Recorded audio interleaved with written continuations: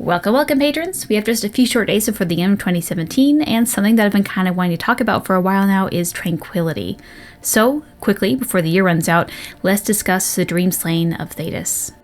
The Rite. Before we talk about how a tranquil mage acts, let's talk about how it happens first. The actual Rite of Tranquility was made by the original Inquisition, so not ours, but the one Meriden was a part of, which I will talk about more in a bit. The Rite itself was found by accident, and here we have to take a right turn and explain why Seekers of Truth are so different. As this video isn't about the Seekers, this is going to be a quick and dirty version, but have you ever wondered why Cassandra has Templar specialization, but isn't a Templar and she doesn't take lyrium? It's a Seeker thing. As explained by Cassandra, Seekers had the abilities of Templars without taking lyrium because of a special ritual they perform. The specifics of the ritual are kept from all but the head of Seekers, and Cassandra only finds out about it during her personal quest. So I'll let Cassandra explain the ritual. I told you of my vigil, the months I spent emptying myself of all emotion. I was made tranquil and didn't even know. Then the vigil summoned the spirit of faith to touch my mind. That broke tranquility and gave me my abilities. The Seekers did not share that secret. Not with me, not with the Chantry, not even with... So, in short, each Seeker is made tranquil, cured by a spirit of faith, and this gives them abilities. The Rite of Tranquility was discovered long ago when a mage underwent this process to become a Seeker and failed to attract a spirit of faith.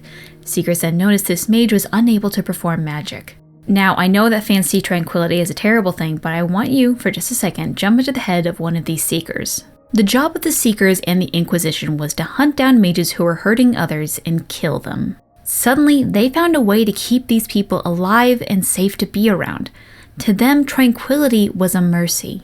It still took a while for the Seekers to share this knowledge, and the last leader of the Inquisition, Meriden, was hesitant to make the knowledge of the Rite widespread for fear it would be misused. While others promised him it wouldn't be, years down the line we know that Meriden was sadly correct. As for what happens during the actual Rite, we aren't sure. We know that a brand of lyrium in the shape of the Chantry symbol is used in the modern Rite, but as Seekers don't also sport a brand, this implies that A. Seekers are branded but in a place easily hidden, that you would think would come up during Cassandra's romance. B. Seekers are branded, but the wound is healed afterwards. C. The brand is a substitute for the months of training and praying the Seekers go through.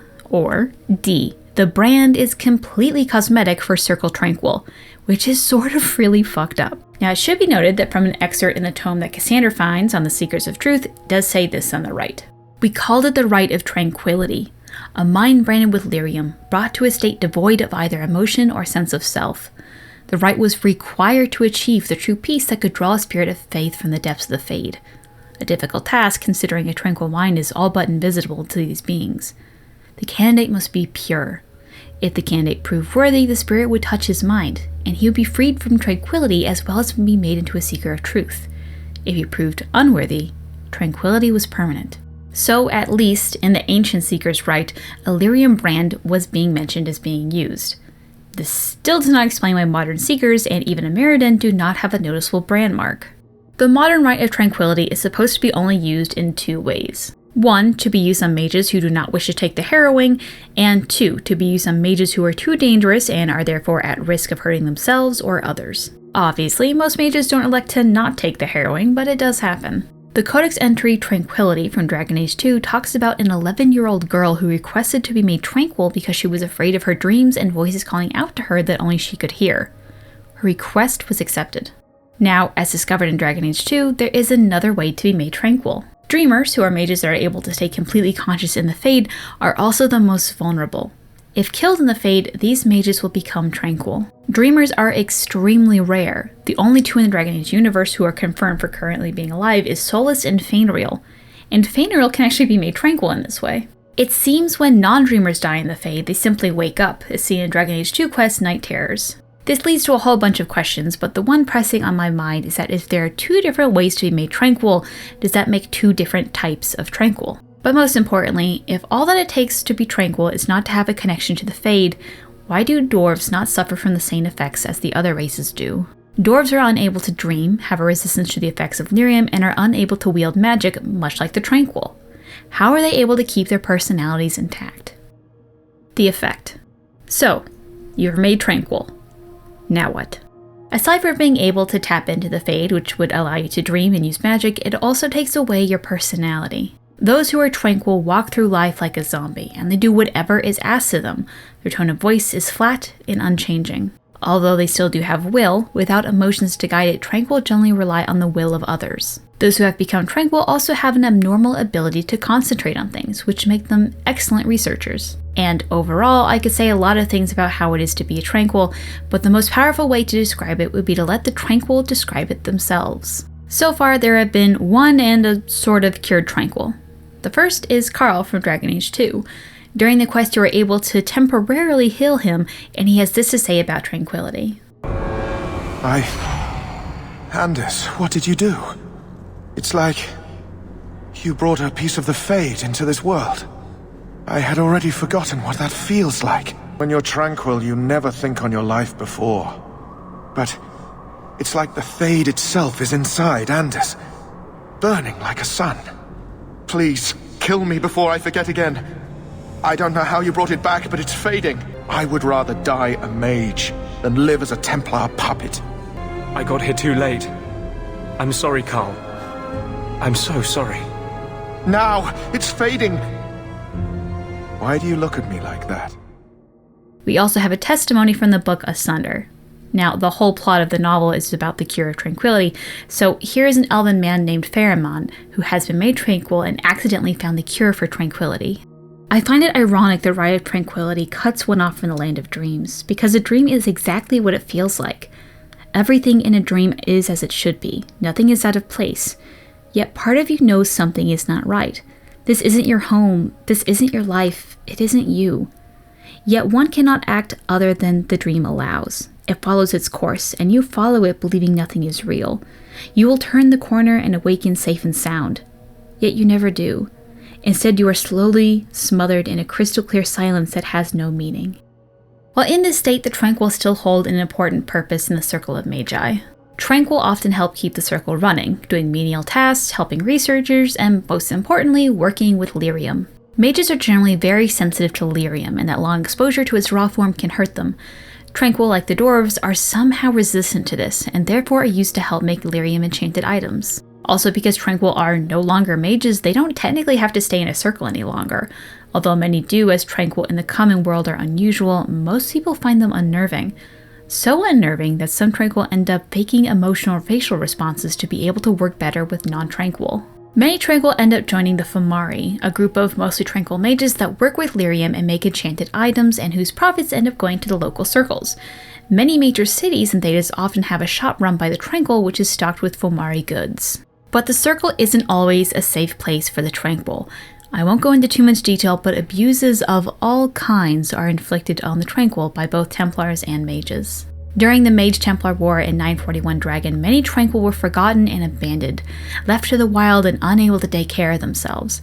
Many were captured by the Venatori and killed, which brings us to our next point. Now, the purpose of making one Tranquil is to sever that connection to the Fade, in part to stop them from using harmful magic, but also to stop them from being possessed. Despite tranquility, though, possession is still possible. While the rite makes demon possession difficult, it does not actually render it impossible. Without emotion to mind, spirits are simply uninterested in Tranquil mages. If a spirit is coaxed to touch a Tranquil's mind, however, the rite may be reversed. The cure. The cure for tranquility has been known since the rite's origins. It has just been kept secret by the seekers of truth. Every single leader of the order since the rite's conception has decided to keep the cure from the world. It wasn't until 940 Dragon, a Tranquil mage named Pharamond discovered how to cure the rite. I won't go into the major plot of Asunder or how the cure was exactly found, because in the end, all that matters is that one was found. And it's honestly fairly simple to do. All that needs to happen is for a spirit in the Fade, good or bad, to touch the mind of those who are tranquil. In Pharamond's case, it was a demon. In Seeker Cassandra's case, it was a spirit of faith. This small touch connects the person's mind back into the Fade, curing the tranquility. As seen with Cassandra and all other Seekers, those who are not mages and are then brought back from tranquility have abilities similar to a Templar. As with Pharamond, who had been tranquil for a long amount of time before being cured, he would often be carried away with emotions. He would laugh too loudly at small jokes. He would cry and wail at something slightly sad. All emotions were extreme, and he had a hard time controlling them, as well as his magic. There is also another side effect of being cured from tranquility. Remember the Oculara? If you have a rogue and that is able to open the locked house in Redcliffe, you find a Codex entry that reads this. Remember, the skull will only attune properly if the Tranquil is in close proximity to one of the shards when the demon is forced to possess him. Even then, the blow must be delivered immediately. The Oculara produced from Tranquil killed even minutes later failed to illuminate the shards when used. So somehow, the skull of a Tranquil, when possessed with a demon and then immediately killed, is able to see the shards that everyone hates collecting? This begs the question of what the shards are, although we do know they are elven in nature, but that's a question for another video. What is interesting is that in the Jaws of Hakon DLC, the Avar group Jaws of Hakon talk about the Oculara and how they are made with the skull of a dream slain. What interests me here is that they do not use the word tranquil, but rather dream slain. To me, this either implies that A, the Avar have some form of tranquility that is unknown to the rest of Thedas, or B, the Avar have met Tranquil from the Circle and know that they have been severed from the Fade. While B is more likely, what if the Rite of Tranquility is older than we think? While we see that non-mages gain abilities when made tranquil and then brought back as per the Seekers of Truth, what happens to mages? What if when the cure of tranquility is widespread, we have an angry, over-emotional army of mages with powers that we have not seen in ages? And that, dear patrons, is all that we know on tranquility. I hope everyone has a good rest of the year, and let's all hope that 2018 brings about that Dragon Age 4 trailer that we all want so badly. Do you still have lingering questions, proof that I'm wrong, comments about your own fan theories? Feel free to tweet me at Gildathon on Twitter or send a PM to Gildathon on Reddit. Darash Sharal.